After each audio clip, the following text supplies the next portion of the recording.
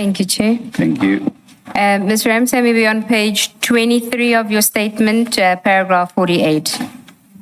Thank you, Chair. And It's the General Khumalo and General Madondo warrant. As I indicated, the display of sound judgment by Advocate Johnson was short-lived. On 7 July 2025, Advocate Hlatswayo and I prepared another memorandum for Advocate Johnson in respect of the Khumalo and General Madondo matter. We concluded that there was no prima facie case against the generals in this matter as well. We did not receive a response on that day. Instead,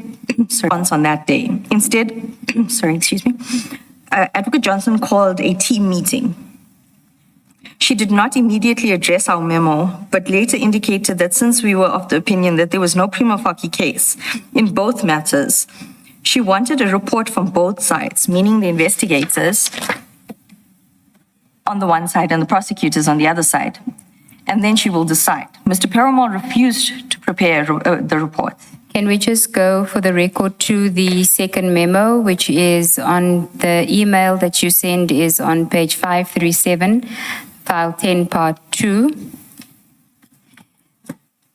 And it's 7 July 2025 memo. Sorry, what? File 10, part 2, page 537.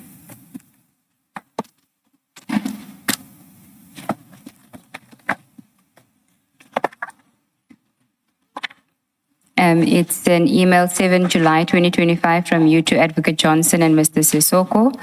And it says, Prosecutor's Memo, Leg 3 Diversion. Good afternoon, ID.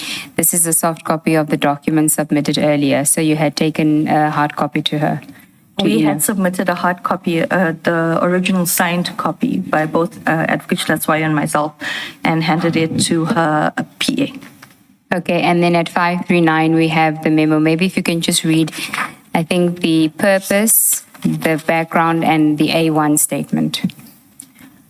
The purpose of this memorandum is to make submissions to the investigating director, ID, regarding the lack of material evidence in Leg 3 of Project Diversion. Background. In summary, the prosecutors have perused the docket containing all statements obtained to date and summarized below for Leg 3 of Diversion. It is our submission that there is currently no prima facie case. Thus, there is currently no reasonable prospect of successful prosecution. However, we include outstanding investigations. What were the outstanding investigations? It was investigations that we had asked Mr. Padiachi and Mr. Perumal to attend to. Page 541. 546.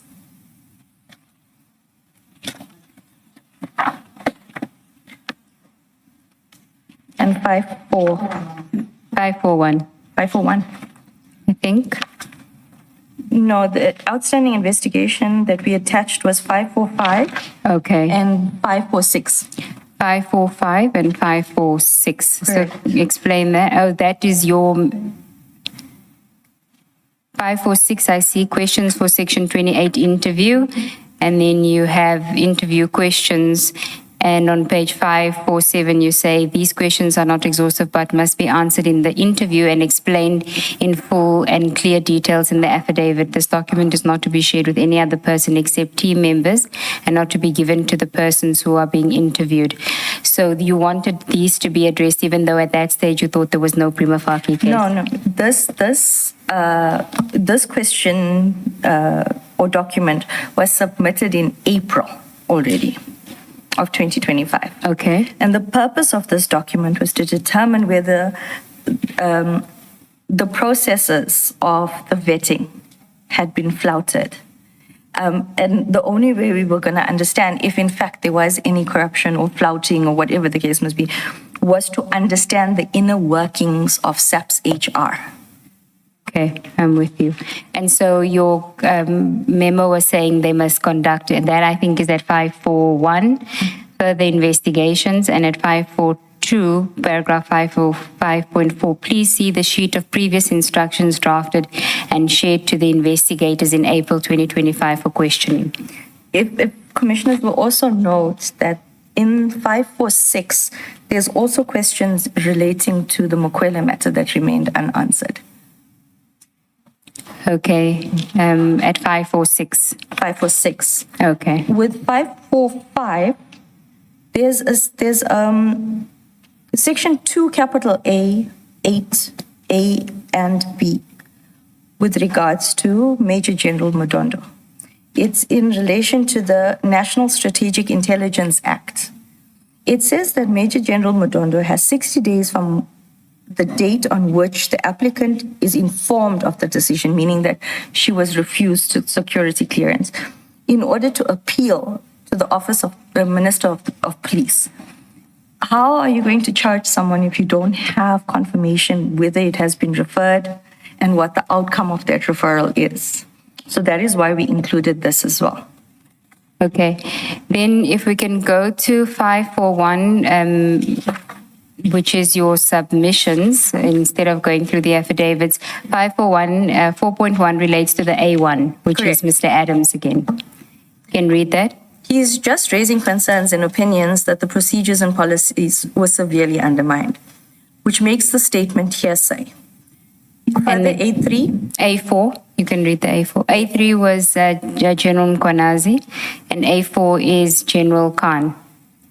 his statement takes this case no further, as it provides an explanation of vetting processes and deals more with his own current situation than the case at hand. What did you mean by that? That affidavit by General Feroz Khan spoke about how General Khumalo had refused to sign off on his vetting or security clearance, as opposed to the issue of Madondo and General Khumalo allowing Madondo to continue working without clearance. Okay. And then we've done your submissions. You can just then read the conclusion at 542. We submit. We submit based on above that there is no prima facie case and no reasonable prospect of successful prosecution at this point. Okay, so that was on the 7th of July that you submitted it to Advocate Johnson. There's no response, but she calls for a meeting on the 7th or the 8th. Correct. Okay, and the purpose of that meeting is to discuss what? Because now we know that the 6th July press briefing of General Mkwanazi has happened. Advocate Johnson gives us various instructions on the meeting of the 8th of July. My question is, did she tell you what the purpose of the meeting would be? In her email? Yes. No. Okay, so then we can then go to your statement on page 24, paragraph 49. To date, we have not received a response to our 7 July 2025 memo. However, I must state that our memo of 7 July 2025 relates to the very matter wherein IDAC had intended to arrest General Khumalo and General Madondo in June 2026, which has been widely reported in the media. These warrants have since been held in abeyance. I am not aware of any new evidence that could have justified the issuing of these warrants after our memo. Were you replaced as prosecutors? What happened to you and Ms. Latwayo, Advocate Latwayo? Because the memo was by the two of you, so I assume you were the prosecutors appointed. What happened? Were you replaced by other people? We were replaced by a different team or a different prosecutors under Advocate Santos Manila. And you don't know if that team prepared a new memo disagreeing with your memo? We were not even allowed to communicate with them. So in essence, Advocate Johnson didn't even want us to tell them that we prepared a memo, that there's no prima facie case. Okay, you can continue in 49. This just further demonstrates to you, I think you must say. This just further demonstrates to me the determination with which this project was conducted. In my view, the intention was to target General Masemola and General Khumalo until they were no longer in office. The attack against General Masemola may have intensified when he did not suspend General Khumalo and the other accused in the Mukwele matter after their arrests. Because during the 8th of July 2025 meeting, Advocate Johnson made her position clear regarding General Masemola. And then we now go to that meeting of 8 July 2025, and this topic is further instructions regarding General Masemola. For this, I'll ask the commissioners to go to file 11, page 60, which is your notes, your written notes, handwritten notes. And you can just tell us who was present at that meeting before you deal with what was discussed in the meeting. So are you on page 60 of file 11? I am. Okay. Present at the meeting is the ID, Sissoko, Joy, Sunil, Dylan, Brian, Tsepo, Pat, and Charles. And you, yes. Okay. And it's diversion. The first part of the meeting was diversion. If I can just elaborate on how the meeting started. Advocate Johnson said the day before, on the 7th of July, Advocate Johnson had made a comment to Advocate Schlatzweiler and myself, saying that she can see that Mr. Perumal is bullying Advocate Johnson, Schlatzweiler and myself. However, when she started and she was going to deal with it in the meeting the next day. However, on the 8th of July, the meeting started with, I'm not going to deal with the meeting how everyone thinks I'm going to do it. And Advocate Schlatzweiler and I were chastised or scolded for and made to give updated report on the two matters that were in court. Meeting, is any one of these people a DDPP? No. Thank you. She had given us instructions with Lushaba that on or before the 30th of July, it must be signed off by Sissoko on a letterhead, and that the index of the docket must be disclosed and signed off by Chief, being Mr. Perumal.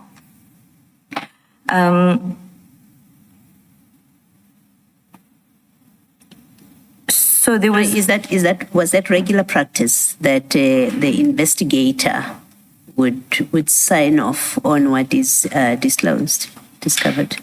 No, Commissioner. It's also not procedure that we don't get the original docket, but when it comes to that team, we only get scanned copies. Yes. And who would sign ordinarily? Sign off on what gets disclosed? The indexes that I've done, it's myself and the investigator that would sign off on the index itself. Thank you. Okay, I think you can go to your statement and we'll display your notes so you can read from paragraph 50. At the meeting of the 8th of July, 2025, Advocate Johnson, amongst others, instructed us as follows. The only person who can veto Mr. Perumal is Mr. Sissoko. The case strategy is supposed to be led by a prosecutor. However, the case strategy would be led by Mr. Perumal, and he has carte blanche. In other words, the investigator was in charge of the prosecution-led investigation, and the prosecutors had to defer to Mr. Perumal. All information regarding the case strategy had to be sent to by Mr. Perumal, not the prosecutors. I think we just need to correct that. Had to be sent by, not to Mr. Perumal. By Mr. Perumal, not the prosecutors. Mr. Sissoko and Advocate Johnson would sign a letter addressed to Digital Forensic Services for a quick snapshot analysis of data on Mr. Matlala's devices. And for that, you go to 62 of the notes, the handwritten notes, Commissioners, we're there now. So 50.4 is the analysis from the forensic services. The analysis had to focus on whether any communication was found on the devices between or relating to the following persons: Minister Mkunu, Brown Mokhotsi, General Becky Cele, NASCOM General Masemola, General Sabia, General Bongani Ngwenya. I think on your notes you have more, so it just ends on 4. But if we go to page 63 of your notes, you can explain.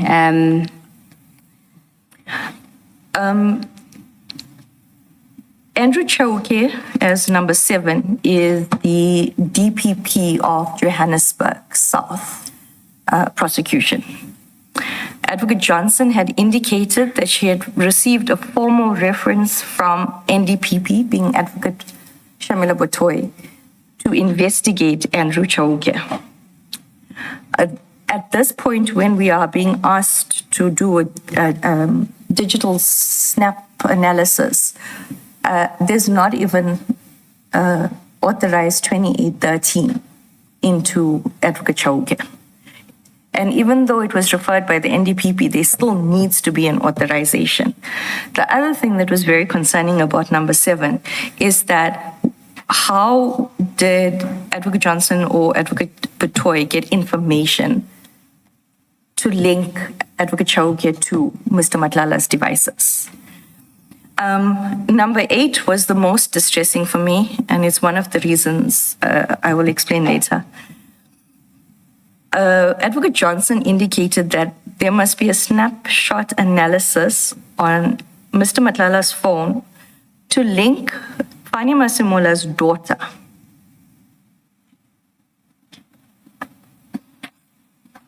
To link the National Commissioner's daughter to Kat Matlala's devices. Correct. Can we go back? We'll keep displaying your notes because I'm following on both, but can we go to paragraph 51? Before I continue with the other instructions, it should be mentioned that this meeting was held after General Mkhonazi's 6 July 2025 media briefing. The name? Sorry, Mr. Ramsamy, let me ask about this list.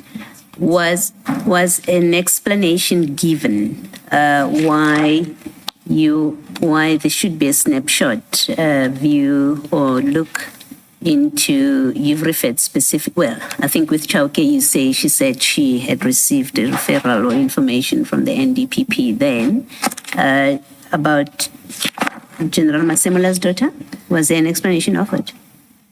Commissioner, as I've been explaining constantly, there's never an explanation, but Advocate Johnson always has this information and then she issues instructions. It's the same thing as I explained with where Mr. Hudson works and how he was supposed to be picked up. She always had the information, but she never divulged. However, I did explain that there was always undertones that Mr. Perumal Beluchin and Mr. Padiachi and Advocate Johnson knew exactly what was happening and we were playing catch up, but not fast enough. Meeting, she didn't say why. Are we looking at No, she did not. connection with the daughter? Thank you. Okay, back to 51. So you say it's after the briefing and then you say the names. The names of Minister Mr. Brown Mokhotsi and General Sabia had been mentioned during the media briefing. I could understand why there would be a focus on communication between Mr. Matlala and these individuals on the device, and perhaps even General Trele. However, General Masemola's name seemed misplaced to me. There was no suggestion that he was linked to Mr. Matlala. And at this stage, even IDAC's own Section 28(1) process had not mentioned General Masemola, nor had there been any links between Mr. Matlala and General Masemola mentioned. Back to the instructions. Advocate Johnson instructed that we must determine from Mr. Matlala's devices if there's any link to Advocate Andrew Chauke, because Advocate Johnson had received a formal referral from the NDPP, being Advocate Betoy. There was no further elaboration. I have not seen this formal referral. Advocate Johnson also said, that the snap search analysis on Mr. Matlala's devices should look for links with General Masemola's daughter. Advocate Johnson then went away for a week and she wanted a full briefing the following week when she returned. Before you go there, can we just go back to your note? There's an aspect that you don't deal with in your statement, but that is in your notes. On page 61, at the bottom of page 61, and just to highlight to the commissioners that you explained that the numbering in the bottom left corner of these notes, starting on page 60, has the number 1 in a circle. Then we have number 2 on page 61, but then it jumps to 4.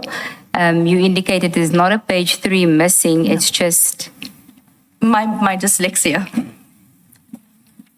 it seems to be prominent in this team here.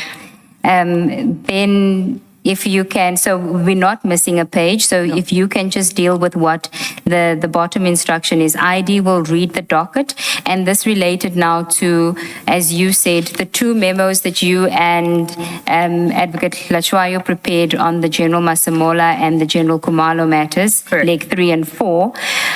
Leg 4, we know that she was in agreement with you, but now here's the change, because now she wants input from the investigators.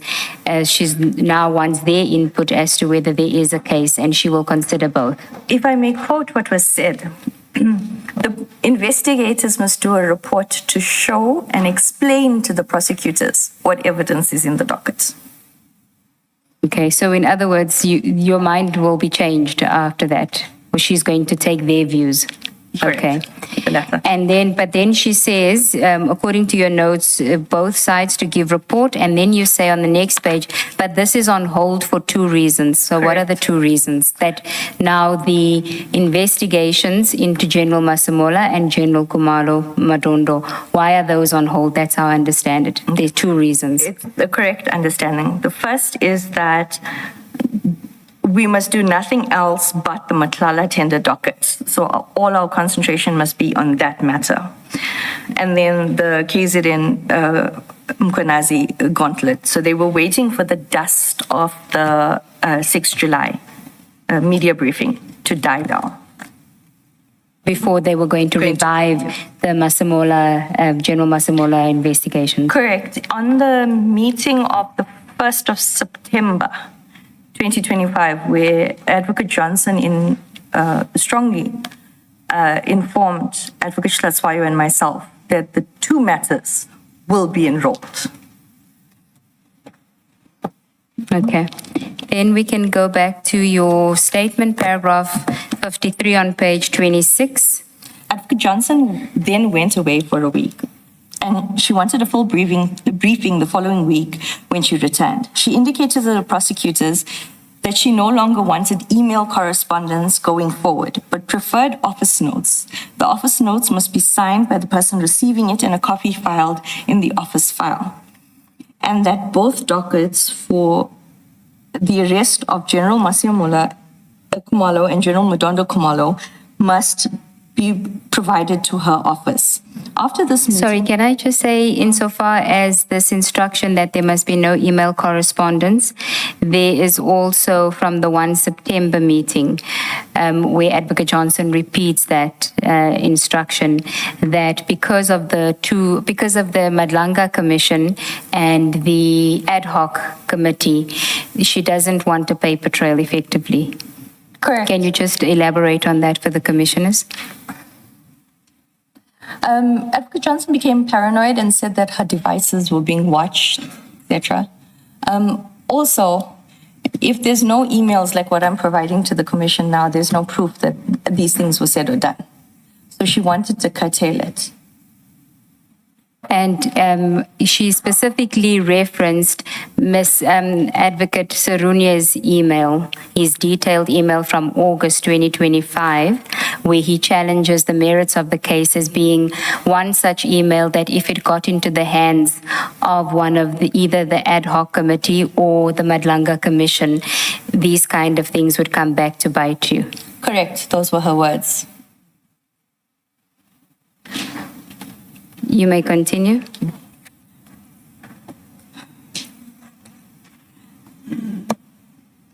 I sent a WhatsApp to Advocate Johnson asking to be released from the matter due to safety issues.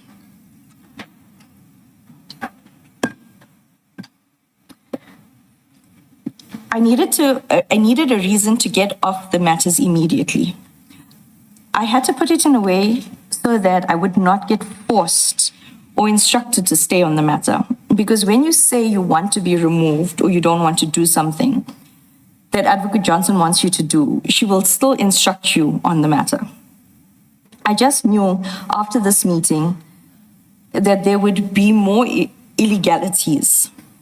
Why would they want to look for links with General Masemola's daughter or investigate General Masemola insofar as Mr. Matlala is concerned, when there was absolutely nothing pointing to any link with General Masemola?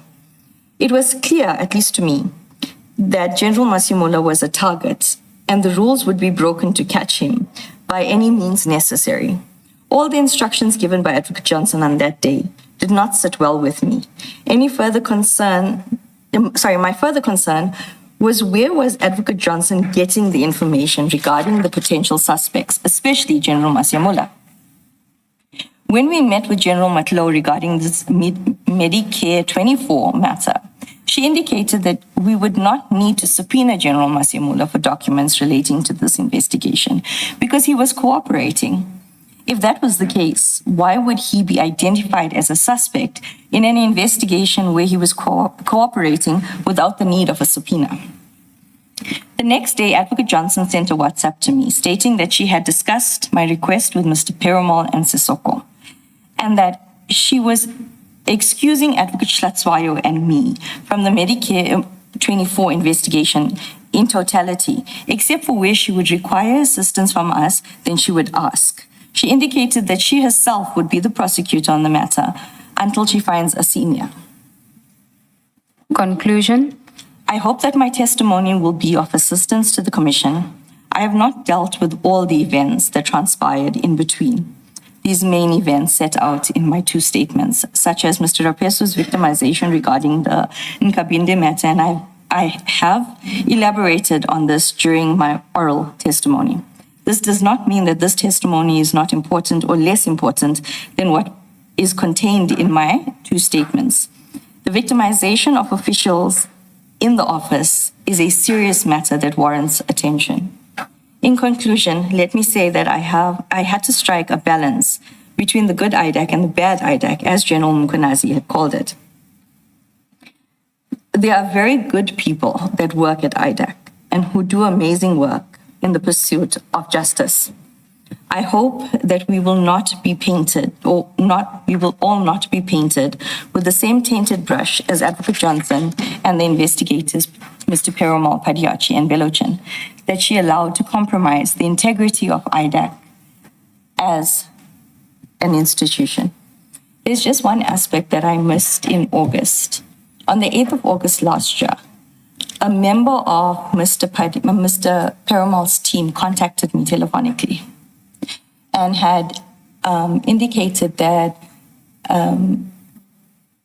Perumal, Mr. Padiachi, and another senior state advocate were plotting to have me arrested so that I could be discredited before any commissions or committees could be established.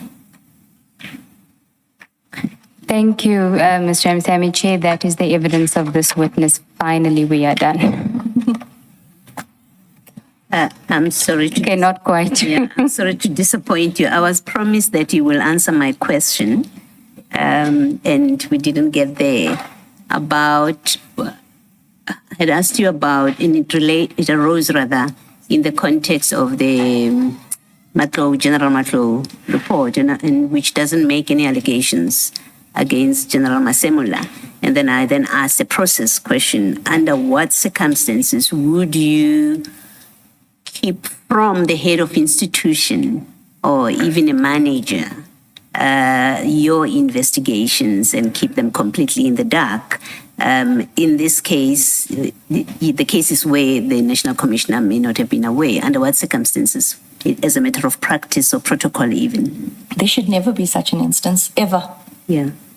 Unless, of course, they're a suspect. Unless they're a suspect. Yes. But if we had to go back to the preliminary report, firstly, it was mandated by General Masemola.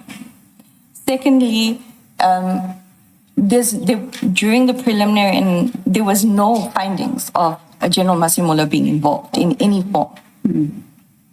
So that is why it raised serious concerns as to why he's now being mentioned to be investigated, to be linked to. Thank you. And then second question, this note that we end up with, it's on the 8th of July. So that must mean, and maybe I'm stating the obvious just for you for the record, that must mean that when Ms. Johnson was testifying before the ad hoc committee, that there was never an investigation into the National Commissioner in particular, that evidence would have been false. again. Correct. And Commissioner Beloy, it was after listening to her testimony that I contacted the DPCI again to say, I have proof in the form of an affidavit from the 1st of April Yes. that Advocate Johnson deceived the ad hoc committee. Okay. Thank you. And then lastly, I think she was asked a question about prosecutions for Public Finance Management Act infractions. And this relates directly to, arises from the charges against the National Commissioner. And I don't remember the exact formulation of the question, but her answer was, we have prosecuted people for pure public finance management contraventions that is similar to what, and I paraphrase, similar to what the National Commissioner is facing or charged with. The question is there such a history, and where, and in particular, such charges not linked to allegations of corruption or charges of corruption under PRECA or other relevant legislation? Commissioner, with regards to the matters that I have worked on and the matters that are now set down for trial, we have never charged only on PFMA. There's always predicate offenses that, and then the PFMA. So the matters that I am currently involved in with PFMA is a charge. No, we've always linked the person to something else. Thank you. That actually occurs with our interpretation, which we put to Advocate Johnson and I think some other witness after her. Yes. Thank you, Chair. Thank you, Chair. That's it for the business. Thank you. We may have to wait, but maybe outside for Advocate Chaskelson. When we adjourn, if we are to grant the witness P application, we want to adjourn for the day in open session. And Ms. Ramsamy, thank you very much. Thank you, Chair. Thank you, Commissioners. We truly appreciate you sitting here for days and days. Thank you very much. Sure. You are excused. Perhaps let's anything to say, Mr. Johnson? Thank you, Chair, for the opportunity. I think I just have to use it also just on one issue. Yes. Am I getting cross-examined by my own counsel? Not at all.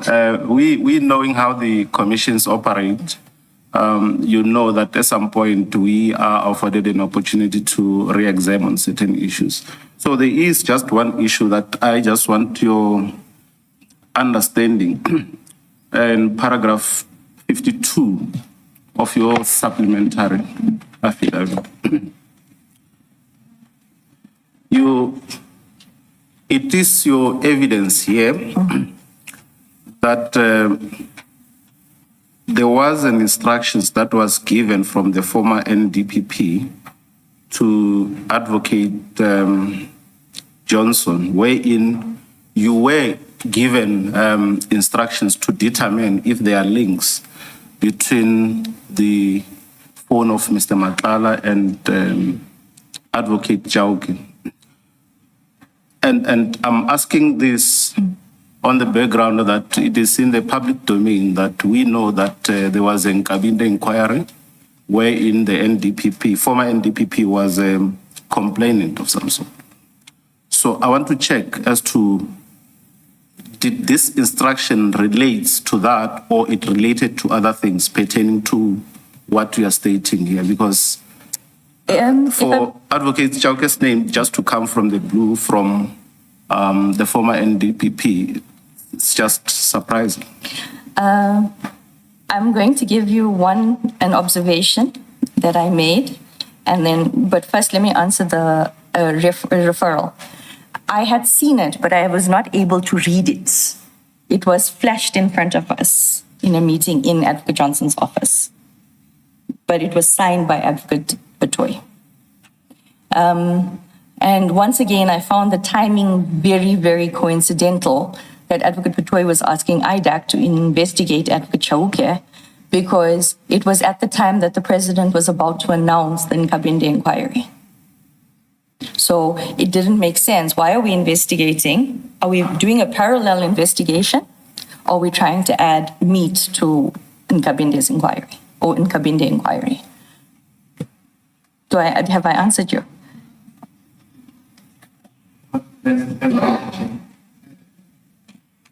You said you were going to answer and then you're going to have an observation. So have you done both or? Yes, Commissioner Khumalo, my observation was with regards to the timing. Okay. Thank you again. You are excused. Thank you. Thank you, Commissioner. Thank you, Chair. Thank you. Mr. Ramatsekisa and your team, you are also excused. Thank you. Thank you very much. Yes, Miss. Yes, Mr. Shaskalsin. Thanks, Chair. Should I not wait for Ms. Ramsamy to leave? Right. I'm happy to. That's in order. To move now. I see. Whilst Ms. Ramsamy is walking out, I looked at Mr. Maga. It looked like he wanted me to specifically say that he too is excused. You are excused, Mr. Maga.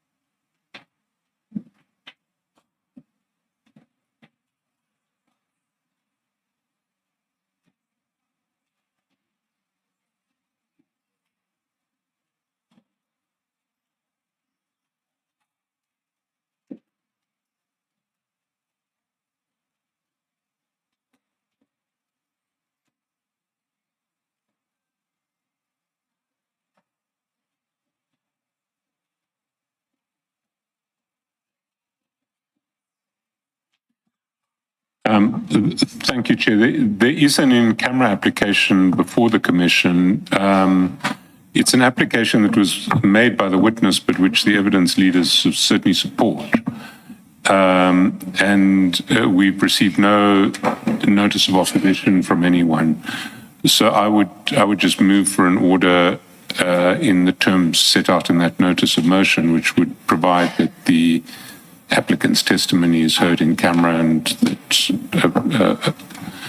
the transcript, recording and documentation relating to the applicant's evidence is kept confidential. A ruling is so made. Thank you, Chair. Yeah, and I assume that you will then prepare the document that is going to be signed by the Commission Secretary. Let's take the adjournment, which is an adjournment for the day, and for us to then proceed in camera. Indeed, Chair. Yes. And we'll resume at 9:30 tomorrow morning. Oh, it's Saturday. I want us to finalize all the testimony on Monday at 9:30 a.m. Thank you.